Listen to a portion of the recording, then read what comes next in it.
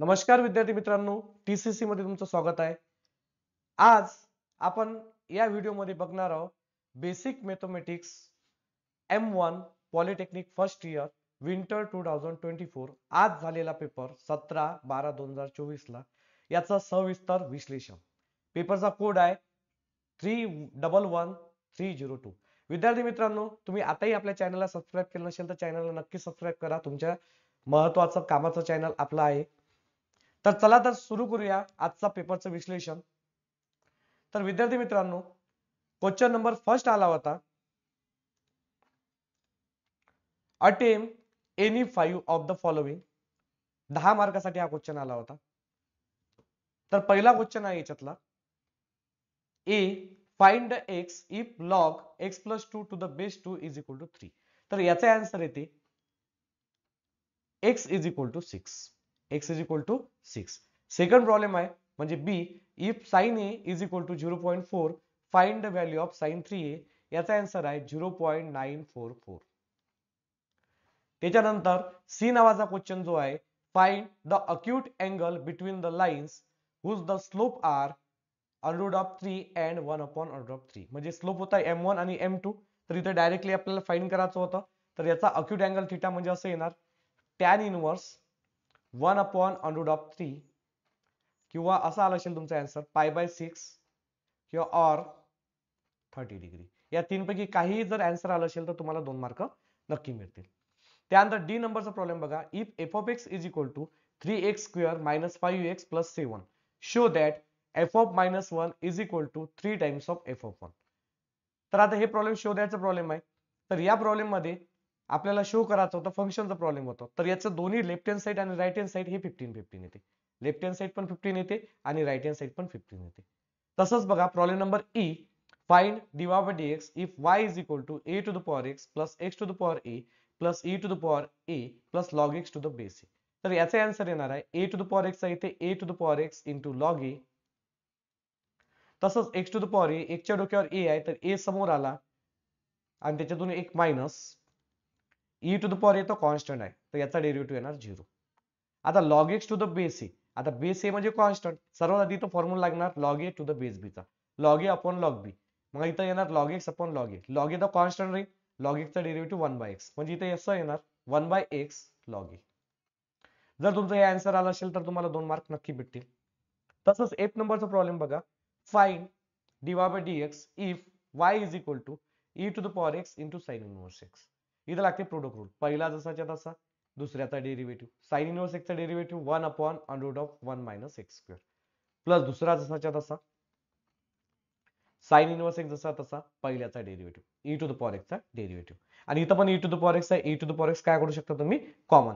जर कॉमन काढला असेल तरी तुम्हाला 2 मार्क्स भेटतील आणि कॉमन नाही काढला असेल तरी तुम्हाला 2 मार्क्स नक्की भेटतील. आता आपण बघणार आहोत प्रॉब्लेम नंबर जी.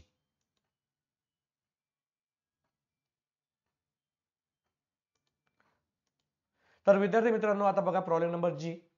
तर जी मध्ये आपल्याला काढायची होती range and coefficient of range. तर रेंज याची येणार आहे, एकदम सिंपल प्रॉब्लेम होतो, L minus S largest value मधून स्मॉलेस्ट व्हॅल्यू मायनस करायची होती. तर रेंज 30 येणार आहे कारण याच्यातली लार्जेस्ट व्हॅल्यू 31 आहे आणि स्मॉलेस्ट व्हॅल्यू किती आहे, 1 आहे. तसंच coefficient of range, coefficient of range जर आपण बघितली तर कोएफिशिएंट ऑफ रेंज येते 0.9375. तर विद्यार्थी मित्रांनो, जर समजा तुमची कोएफिशिएंट ऑफ रेंज 0.9375 जर आली असेल तर तुमचं प्रॉब्लेम हे बरोबर आहे. याचा 1 मार्क्स आणि याचा असे तुम्हाला 2 मार्क्स भेटू शकतात. एनी 5 सॉल्व करायचे होते. जर समजा तुम्ही याच्यातले 5 बरोबर आले तर तुम्हाला याच्यात 10 पैकी 10 मार्क्स नक्की मिळतील. आता सॉल्व करूया नेक्स्ट प्रॉब्लेम म्हणजे क्वेश्चन नंबर सेकंड. आता बघा question number second. Question number second मध्ये attempt any 3 of the following 12 marks साठी होता. 4 क्वेश्चन पैकी फक्त 3च क्वेश्चन सॉल्व करायचे होते.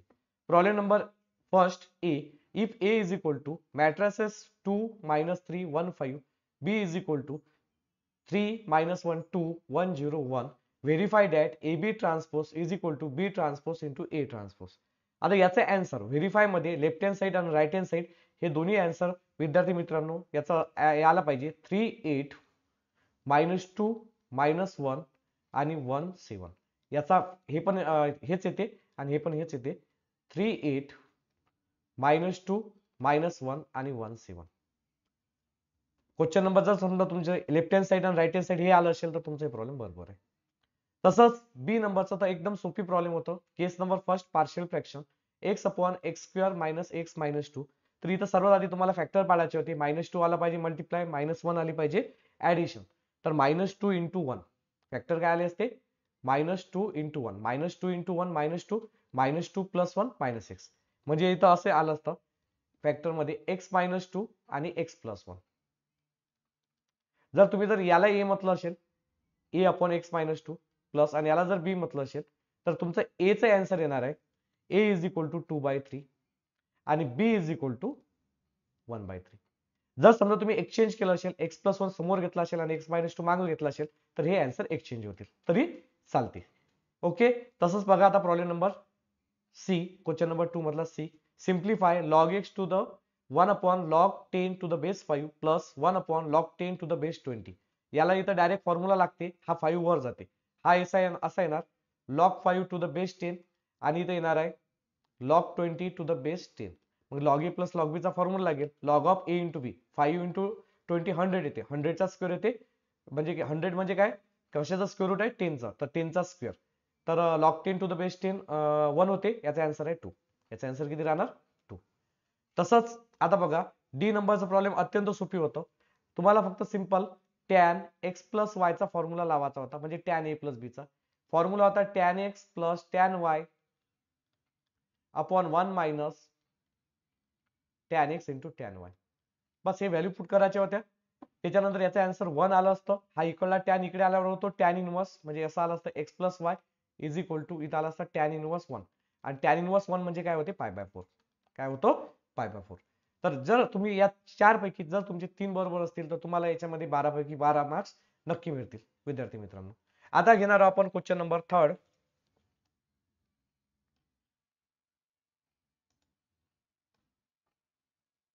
तर विद्यार्थी मित्रांनो आता बघा क्वेश्चन नंबर 3. तर क्वेश्चन नंबर 3 आहे की हा सर्वात इम्पॉर्टंट क्वेश्चन होता आणि बरेचसे विद्यार्थ्यांना याच्यामध्ये कन्फ्युजन असणारच. तर क्वेश्चन नंबर 3 मध्ये बघा पहिला क्वेश्चन होता prove that cos a upon 1 minus tan a plus sin a upon 1 minus cot a is equal to sin a plus cos a. काय करायचं होतं एकदम सिंपल प्रॉब्लेम होता. इथं होता cos a upon 1 minus tan a म्हणजे होते sin a upon cos a. sin a upon cos a हा होते tan a plus sin a जसाच्या तसाच अपॉन 1 मायनस कॉट. कॉट म्हणजे काय होते cos a upon sin a. cos a upon sin a. याच्या खाली काही नसतं म्हणजे 1 याच्या खाली काही नसतं म्हणजे 1 क्रॉस मल्टिप्लाय करू आणि हा cos a काय चालला जाते वर म्हणजे असं येणार cos a upon 1 into cos a cos a cos a minus sin a upon cos a. तिरपा गुणाकार 1 into cos a cos a म्हणजे sin minus 1 into sin a sin a 1 into cos a cos a plus इथे येणार sin a upon 1 into sin a sin a minus cos a upon sin a. हा सर्वात खालचा cos a हा चालला जाते वर म्हणजे असं येते cos square a upon cos a minus sin a. cos a minus sin a. आता बघा विद्यार्थी मित्र हा sin a काय चालला जाते वर sin स्क्वेअर a. आता जर तुम्ही इकडे बघितलं तर इथं cos a minus sin a इथं sin a minus cos a याच्यातून काय करायचं मायनस साइन कॉमन काढू.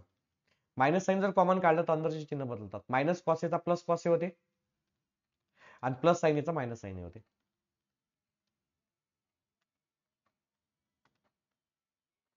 sin a इथं लिहितो. त्यानंतर हा प्लस मायनस काय होते मायनस म्हणजे इथं असं येणार cos square a upon cos a minus sin a minus sine common काढला तर प्लस झालं प्लस मायनस होते मायनस इथे इथे sin square a upon cos a minus sin a cos a minus sin a. आता बेस सेम आहे तर वरच्याची सबट्रॅक्शन होईल म्हणजे असं येणार cos square a minus sin square a upon cos a minus sin a. इथे a स्क्वेअर मायनस b स्क्वेअरचा फॉर्म्युला लागणार म्हणजे असं cos a minus sin a cos a plus sin a cos a plus sin a upon cos a minus sin a. हा cos A minus sine A, cos A minus sine A cancel, आणि इथं cos A plus sine A, this is the answer. असं होतं. टॅनले काय म्हटलं आपण, sine upon cos, कॉटला कॉस अपॉन साइन. तर विद्यार्थी मित्रांनो, हे विश्लेषण तुमच्या लक्षात आलंच असेल. म्हणजे जर असं जर तुम्ही सॉल्व्ह केलं असेल तर प्रॉब्लेम नंबर फर्स्ट हे तुमचं बरोबर आहे. आता घेणार आपण विश्लेषण प्रॉब्लेम नंबर सेकंडचं. आता प्रॉब्लेम नंबर सेकंड मध्ये बघा, इथं एक सिंपल फॉर्म्युला लागत होता, तो म्हणजे कॉस ए इंटू कॉस बीचा. कॉस ए इंटू कॉस बीचा फॉर्म्युला आहे 1/2 in bracket cos A plus B plus cos A minus B. हा फॉर्म्युला 2 वेळा लागते. कॉस 60 ची व्हॅल्यू ही स्टँडर्ड असते, ही डायरेक्ट काढायला लागते. कॉस 60 ची व्हॅल्यू किती आहे, 1/2. त्यानंतर इथं फॉर्म्युला अप्लाय करायचा होता, नंतर या 1/2 न मल्टिप्लाय करायचा होता, पण डबल एक वेळा फॉर्म्युला लागला असता आणि आन्सर आला असतं 1/16. आता बघा विद्यार्थी मित्रांनो, तुम्ही जो क्वेश्चन मध्ये तुमचं खूप डोकं गेलं असेल, म्हणजे की खूप जास्त प्रमाणात तुम्हाला टेन्शन दिलं असेल, तर या क्वेश्चन दिलं असेल तुम्हाला, म्हणजे की सर्व काही होतं पण तुम्हाला काही हे सॉल्व्ह करता आलं नाही. प्रॉब्लेम बघा, find the equation of straight line passing through the point of intersection x plus Y is equal to 4 आणि 2x plus Y is equal to 4. तर तुम्ही काय केलं असेल, याला सायमल्टेनियसली सॉल्व्ह केलं असेल आणि तुम्ही एक पॉइंट काढला असेल. पॉइंट आला असेल तुमचा x इज इक्वल टू 0 आणि एक आला असेल y is equal to 0. Point आला नाही, y इज इक्वल टू 4 आला असेल तुमचा पॉइंट. मग आता तुम्हाला एक असं वाटलं की आता इक्वेशन काढायचं आहे, तर एक पॉइंट पाहिजे आणि एक स्लोप पाहिजे, तेव्हाच आपण स्लोप पॉइंट फॉर्म लावू शकतो. आणि यांना काय सांगितलं, पॅरलल टू एक्स ऍक्सिस. आता जस्ट इमॅजिन करा विद्यार्थी मित्रांनो, आता हा आपला एक्स ऍक्सिस आहे, तर या एक्स ऍक्सिसली ही लाईन पॅरलल आहे. आता एक्स ऍक्सिसली लाईन पॅरलल आहे म्हणजे याचा स्लोप काय आहे, स्लोप म्हणजे होते चढ. याच्यात काही चढ निर्माण होऊ राहिला काय, हा इन्क्लाइन पोझिशन मध्ये आहे काय, नाही. म्हणजे स्लोप काय राहणार आहे, 0 राहणार आहे. स्लोप काय राहणार आहे, 0. तर मग स्लोप जर 0 लागला तर याचा फॉर्म्युला आहे तसा y minus y1 is equal to m in bracket x minus x1. तर y जसाच्या तसा y1 च्या जागी 4, m च्या जागी 0, x मायनस आणि x1 पण काय आहे ते 0. तर 0 इंटू हे टोटल 0 येऊन जाईल आणि this is the final answer, y minus 4 is equal to 0. हे याचा फायनल आन्सर आहे. ओके. जर समजा जर ज्या विद्यार्थ्यांना एवढंच आन्सर ठेवलं असेल किंवा y इज इक्वल टू 4 इथपर्यंत जरी असलं तर तुम्हाला याच्यात 4 पैकी 4 मार्क नक्की मिळून जातील. तर हे असं प्रॉब्लेम होतो. तर हे प्रॉब्लेम तुम्हाला नक्कीच समजलं असेलच. आता घेऊया क्वेश्चन नंबर 3 मधला डी चं विश्लेषण.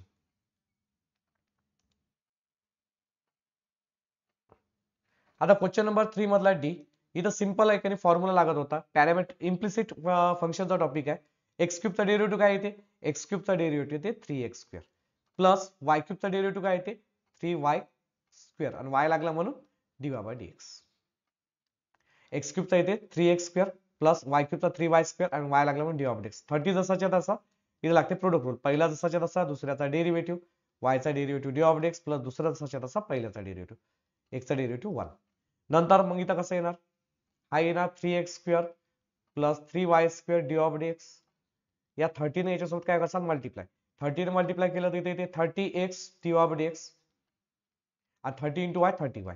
ज्याला dy बाय dx लागला तो एका साईडला करायचा आहे आणि ज्याला dy बाय dx नाही लागला तो एका साईडला, म्हणजे 3y square dy by dx minus हा प्लस आहे तिकडे minus 30x dy by dx is equal to 30y आणि हा प्लस 3x स्क्वेअर इकडे लगा होतो minus 3x square. dy by dx common काढसाल, इतर राहणार 3y स्क्वेअर मायनस 30x, हा dy by dx is equal to 30y minus 3x square आणि हा इंटू मध्ये इकडे होते डिवाइड. तर हे this is the final answer. dy by dx is equal to 30y minus 3x square divided by 3y square minus 30x. जास्तीत जास्त विद्यार्थी मित्रांनो तुम्ही याच्यातून 3 काय करू शकता, कॉमन काढू शकता. काढलाही तर चालते, नाही काढला तर चालते. तर याचा आन्सर असा आला असेल तर तुमचा क्वेश्चन नंबर 3 मधला डी हा बरोबर आहे. ओके, हे तुम्हाला समजलं असेल. आता घेऊया क्वेश्चन नंबर 4. आता क्वेश्चन नंबर 4 चं विश्लेषण बघा. क्वेश्चन नंबर 4 अत्यंत सोपी होता. इम्प्लिसिट पॅरामेट्रिक चा टॉपिक आहे हा, पॅरामेट्रिक. आता इथं सिंपल काय काढायचा होता, डेरिव्हेटिव्ह काढायचा होता. कसा, कॉसच्या डोक्यावर किती आहे 3, ए जसाच्या तसा 3 समोर आला असता, त्याच्यातून एक मायनस गेला असता, 3तून एक गेला 2 राहिला आणि कॉसचा डेरिव्हेटिव्ह आला असता मायनस साइन थिटा. ओके, आणि त्यानंतर इथं वायच्या डोक्यावर आहे 3, तर याचा आला असता 3 समोर आला असता, एक मायनस आणि या साइनचा डेरिव्हेटिव्ह काय येते कॉस थिटा. त्याच्यानंतर ए ए कॅन्सल होऊन जाते, याचा इथं येते ए ए कॅन्सल होऊन जाईल आणि त्याच्यानंतर इथं येणार आहे टॅन थिटा राहते, वर राहते साइन थिटा, खाली राहते कॉस थिटा. म्हणजे हा वर जाते आणि हा खाली येते. आपण एकचा पहिले घेतला ना. तर इथे येते टॅन थिटा. तर टॅन थिटा, थिटाची व्हॅल्यू किती आहे π/3. याचा आन्सर येणार आहे √3. किती येणार आहे √3. जर तुमचा आन्सर √3 आलं असेल तर हे तुमचं बरोबर आहे. मॅक्झिमम मिनिमाचा प्रॉब्लेम अत्यंत सोपी होतं. याचा आपल्याला काय करायचं होता, डेरिव्हेटिव्ह काढायचा होता, त्याच्यानंतर डी ऑफ ची जागी 0 पुट करायचा होता, एकची व्हॅल्यू काढायच्या होत्या, त्यानंतर अगेन डिफरन्शिएट करायचं होतं आणि त्यानंतर चेक करायचं होतं. निगेटिव्ह म्हणजे मॅक्झिमम, पॉझिटिव्ह म्हणजे मिनिमा. तर तुमचे मिनिमा आला असेल 6,-128. जर हे आलं असेल तर तुमचं बरोबर आहे. आणि मॅक्झिमाचं उत्तर येते ते येते 1,-3. जर समजा हे जर आन्सर आले असेल तर तुमचं हे क्वेश्चन बरोबर आहे. तसंच क्वेश्चन नंबर 4 आता सी. हे तर अत्यंत सोपी होता. Find mean deviation. Mean deviation काढायचा होता. मीन डिव्हिएशनचा आता मीनचा फॉर्म्युला काय, x bar is equal to summation of xi upon n. तसंच मीन डिव्हिएशनचा फॉर्म्युला होता, इथं फक्त काय ते xi च्या जागी xi minus x bar, xi minus x bar upon n. हा फॉर्म्युला अप्लाय करून याचा आन्सर येते 5.5. जर तुमचा आन्सर जर 5.5 आला असेल तर हे प्रॉब्लेम एकदम बरोबर आहे आणि तुम्हाला याचे 4 पैकी 4 मार्क्स भेटतील. तर विद्यार्थी मित्रांनो, ABC हे तुम्हाला समजलं असेल. आता आपण नेक्स्ट घेणार आहोत त्याच्या समोरचे.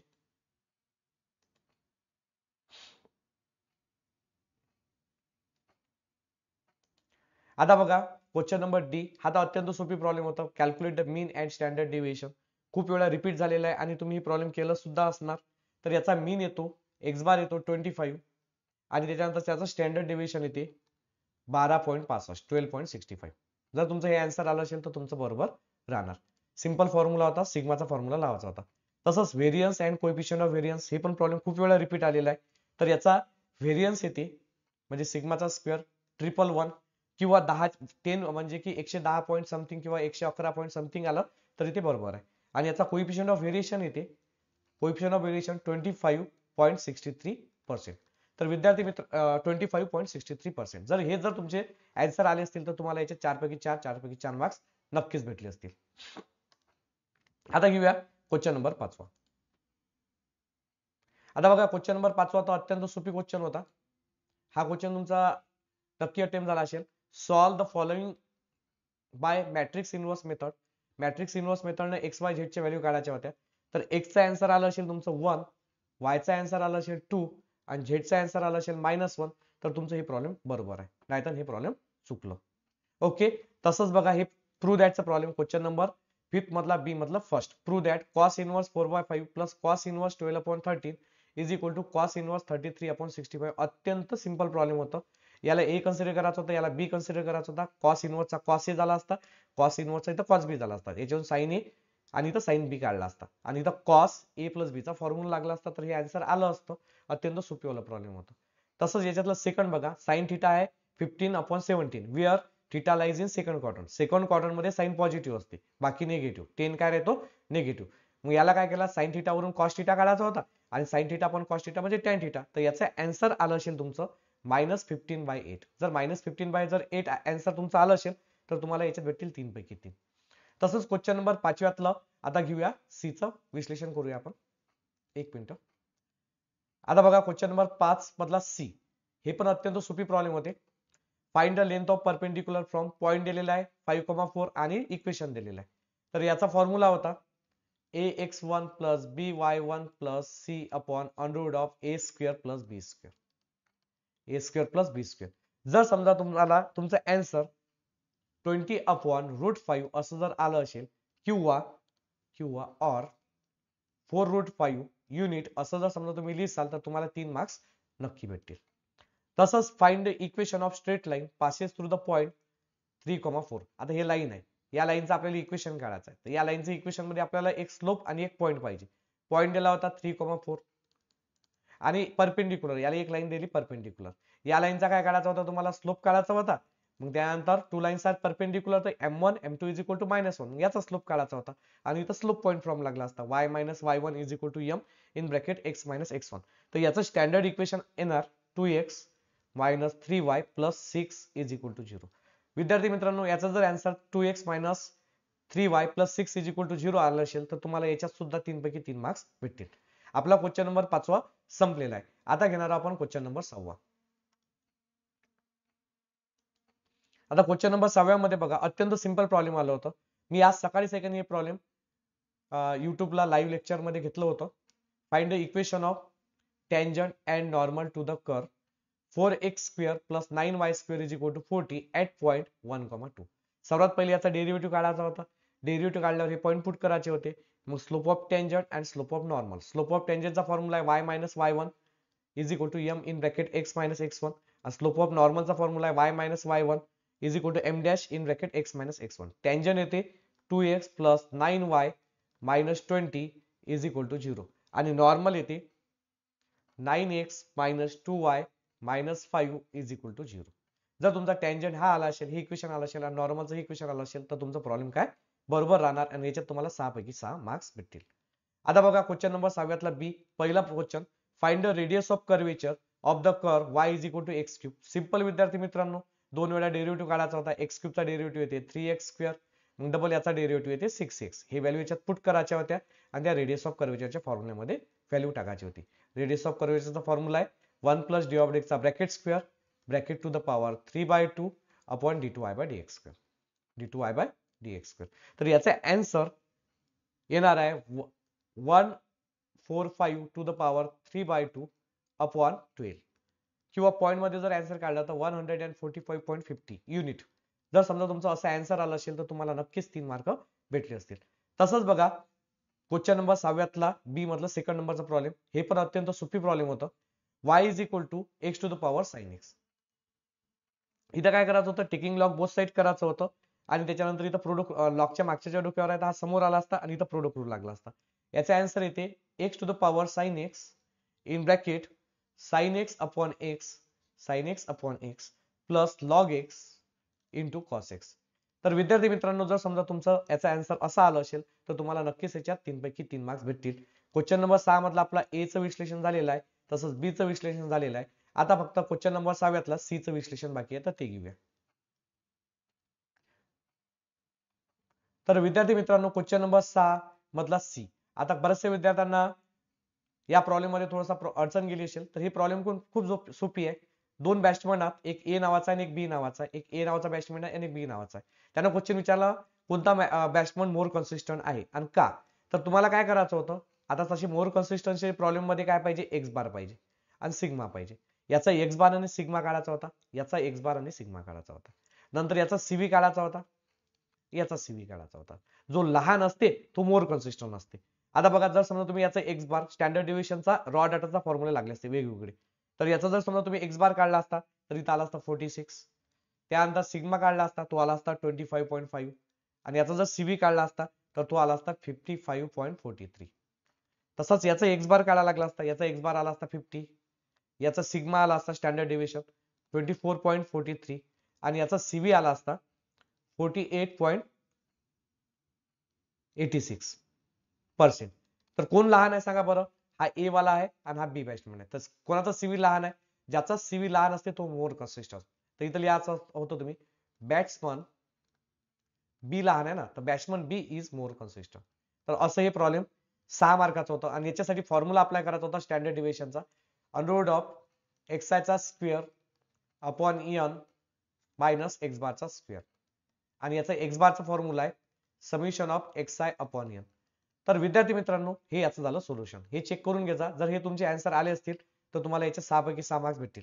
तर विद्यार्थी मित्रांनो, तुम्हाला हा व्हिडिओ कसा वाटला आणि तुमचे मार्क्स किती आहेत तर तुम्ही कमेंट सेक्शन मध्ये नक्की सांगा. तसंच आता आपला अप्लाइड मॅथमॅटिक्स M2 चे ऑनलाईन क्लासेस सुरू होणार आहेत. पहिले 5 दिवस फ्री डेमो क्लासेस आहेत, 21 तारीख पासून तर 25 तारीख पर्यंत, ते नक्की अटेंड करा. तसेच आपली क्लास 3 जानेवारी पासून ऑनलाईनची आणि ऑफलाईनची सुरू होणार आहे. जर तुम्हाला माझ्यासोबत जोडायचं असेल तर तुम्ही नक्की आपल्या क्लासमध्ये ऍडमिशन घ्या आणि जर समजा तुम्हाला 100 पैकी 100 मार्क्स भेटले तर आपली क्लास तुम्हाला स्कॉलरशिप प्रोव्हाइड करते तुमची पूर्णच्या पूर्ण फी परत. आजच्यासाठी इथं थांबून जाऊ. धन्यवाद.